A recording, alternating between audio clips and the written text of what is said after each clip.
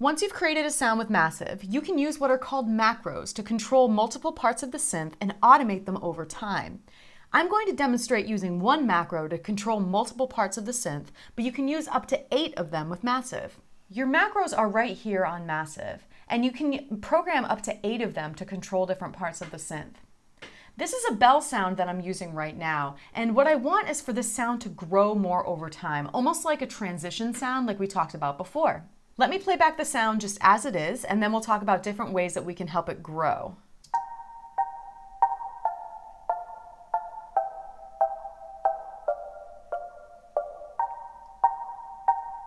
For a sound like this that's really plucky and short, if I want to create some tension and have it grow, I can adjust both the decay and the release on the amp mod, and I can open up the cutoff and add reverb at the same time. This is going to give the sound life and help it grow.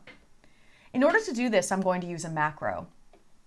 I've decided to use just my first macro, and you can assign this exactly the same way as we did with the envelopes and the LFOs. I'm going to click, drag, and drop on the release of the sound and the decay so that I can control how long this sound resonates.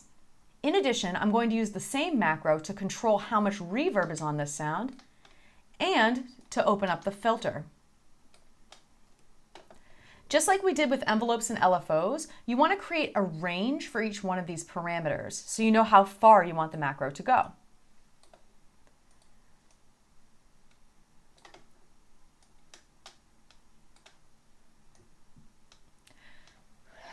So now I have this one macro controlling 4 different parameters. I have decay, release, cutoff, and the wet dry of the reverb, all controlled on one fader. To make this even more useful, you can actually MIDI learn each of these macros to something on your MIDI controller. When I turn up this macro, it will turn up each of these parameters based on the ranges I set. So this is how it sounds.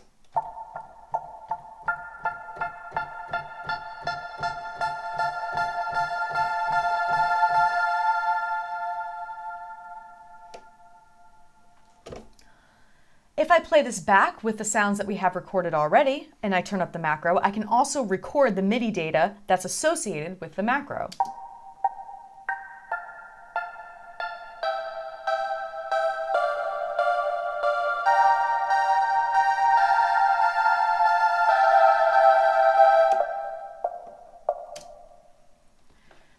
If I choose to record it,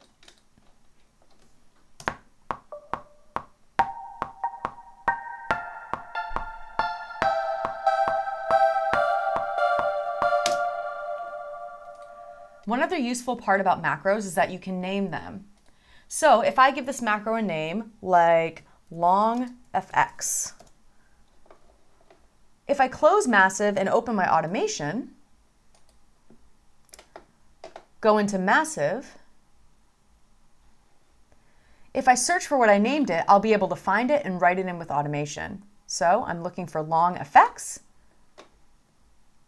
And now, using automation, I can draw in the changes that I did.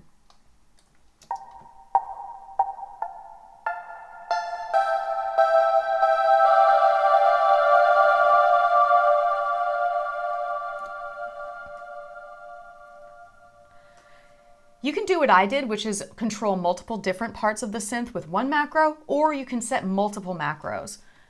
Whenever you open up any presets within Massive,